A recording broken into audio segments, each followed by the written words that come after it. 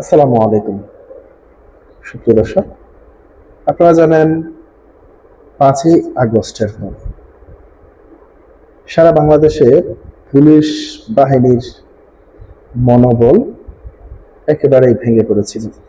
তখন সারা বাংলাদেশে মব সন্ত্রাস চালিয়ে 5ই আগস্টের আগে এবং পরে সারা বাংলাদেশে প্রায় থানাগুলিতে লুট করা হয়েছে, অগ্নিসংযোগ দেওয়া হয়েছে, অস্ত্র লুট থেকে শুরু করে পুলিশ সদস্যদের হত্যা সহ বিভিন্ন ধরনের নির্মম নির্যাতন চালিয়েছিল পুলিশ বাহিনী।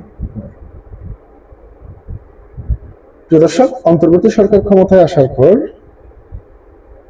প্রথমে স্বরাষ্ট্র উপদেষ্টার দায়িত্ব নিয়েছিলেন ব্রিগেডিয়ার জেনারেল সাখাওয়াত হোসেন। তার একটি মন্তব্যকে কেন্দ্র করে আওয়ামী লীগ আবারও যদি ফিরে আসে কিংবা আওয়ামী লীগ নতুন ধারা রাজনীতিতে যদি ফিরে আসে, এ ধরনের একটি বক্তব্যকে কেন্দ্র করে শেষ পর্যন্ত তার বিরুদ্ধে বিভিন্ন মহল থেকে স্লোগান আসে।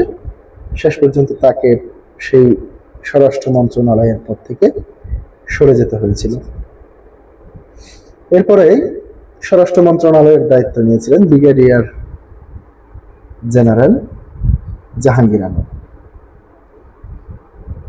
দর্শক, এরপরেই পুলিশের মনোবল ফিরিয়ে আনতে বিভিন্ন উদ্যোগ নিয়ে সরকার, মূলত পুলিশের মনোবল ফিরিয়ে আনার উদ্যোগটি ব্রিগেডিয়ার জেনারেল সাখাওয়াত হোসেনই নিয়েছিলেন।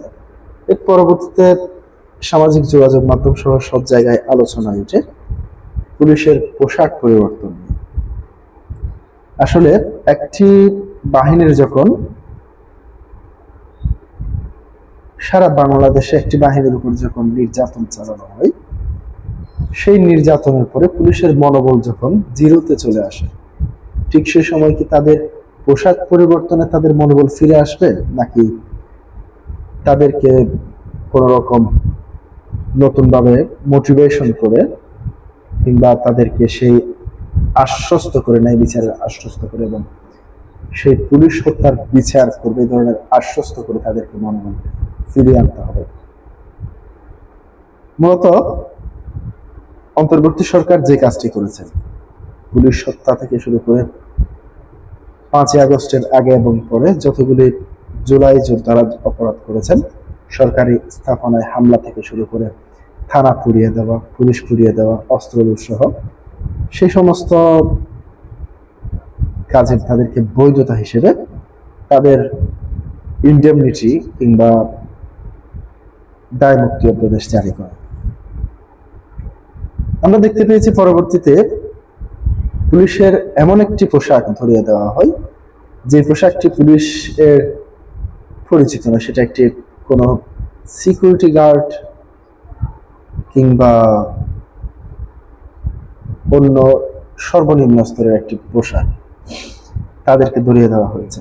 সেই পোশাক ঠিক কতটুকু গ্রহণযোগ্যতা পেয়েছে সেটি নিয়েও তৎকালীন সময়ে থেকে শুরু করে এখনো পর্যন্ত বিভিন্ন ধরনের সমালোচনা হচ্ছে। পুলিশের পোশাকের মান নিয়েও প্রশ্ন উঠেছে তখন সামাজিক যোগাযোগ মাধ্যম সহ সব জায়গায়। এবার সে বিষয়ে মুখ খুলেছেন স্বরাষ্ট্রমন্ত্রী। তিনি যে বার্তা দিয়েছেন সেটি হচ্ছে, স্বরাষ্ট্রমন্ত্রী সালাউদ্দিন আহমেদ বলেছেন, পুলিশের বর্তমান পোশাককে পুলিশ বাহিনীর সন্তুষ্ট নয়।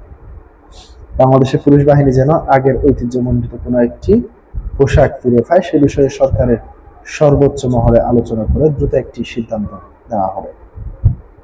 আজ শনিবার দুপুরে রাজশাহীর শারদায় অবস্থিত বাংলাদেশ পুলিশ একাডেমিতে আয়োজিত এক বিসিএস পুলিশ ক্যাডারের শিক্ষানবিশ সহকারী পুলিশ সুপারের মৌলিক প্রশিক্ষণ সমাপনী কুচকাওয়াজ অনুষ্ঠানে প্রধান অতিথির বক্তব্যে তিনি এসব কথা বলেন। আইনের চোখে সবাই সমান, হোক সেই কোনো রাজনৈতিক কর্মী বা সাধারণ কৃষক, একথা উল্লেখ করে স্বরাষ্ট্রমন্ত্রী বলেন, দেশ এক ঐতিহাসিক পরিবর্তনের মধ্য দিয়ে যাচ্ছে। রাষ্ট্রের এই রূপান্তরকালে পুলিশের দায়িত্ব অনেক বেশি। নিজেদের উপর উপযোগী করে তুলতে হবে এবং সততা, দক্ষতা এবং পেশাদারিত্বের সঙ্গে দায়িত্ব পালন করতে হবে। পুলিশের আচরণ হতে হবে মানবিক এবং আইনের প্রতি গভীর শ্রদ্ধাশীল মনে রাখতে হবে।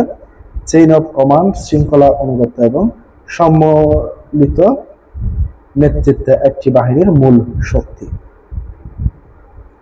সালাউদ্দিন আহমেদ বলেন, দেশে আইনের শাসন প্রতিষ্ঠায় পুলিশের ভূমিকা অগ্রগণ্য। বর্তমান সরকারের বিশ্বাস করে পুলিশ কোনো বিশেষ দল বা গোষ্ঠীর লাঠিয়াল বাহিনী নয়। পুলিশ বাহিনীকে দলীয় প্রভাবমুক্ত করে একটি আধুনিক সেবাধর্মী এবং মানবিক সংস্থার রূপান্তর করায় আমাদের মূল লক্ষ্য। পুলিশের জনবল বৃদ্ধিতে সরকার এরই মধ্যে নানাবিধ উদ্যোগ গ্রহণ করেছে। এ সময় তিনি জানান, স্বাধীন ও শক্তিশালী পুলিশ সংস্কার কমিশন গঠনের কাজ করা হচ্ছে। এই কমিশনের কাজ হবে পুলিশ বাহিনীকে রাজনৈতিক প্রভাব মুক্ত রাখা। বক্তব্যের শুরুতে স্বরাষ্ট্রমন্ত্রী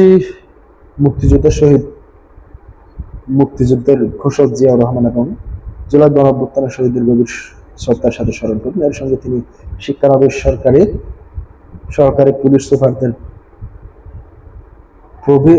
অভিবাদন গ্রহণ এবং প্যারেড পরিদর্শন করেন। পরে প্রশিক্ষণ শেষে বিভিন্ন ক্যাটাগরিতে শ্রেষ্ঠত্ব অর্জনকারীর হাতে তিনি পুরস্কার তুলে দেন। 2005 সালের 1 মার্চ শুরু হওয়া এই প্রশিক্ষণে মোট 80 জন কর্মকর্তা অংশ নেন। এর মধ্যে প্রশিক্ষণ সম্পন্ন করেছেন 72 জন। উত্তীর্ণদের মধ্যে নারী ক্যাডার 6 জন এবং পুরুষ ক্যাডার 66 জন। প্রশিক্ষণ সমাপ্তি কুচকাওয়াজ অনুষ্ঠানে ভূমিমন্ত্রী মিজানুর রহমান মিনু এবং পুলিশের আইজিপি, বিভিন্ন আসনের সংসদ সদস্য এবং সরকারের ঊর্ধ্বতন কর্মকর্তারা উপস্থিত ছিলেন। প্রিয় দর্শক, আজকে পর্যন্তই। আসসালাম।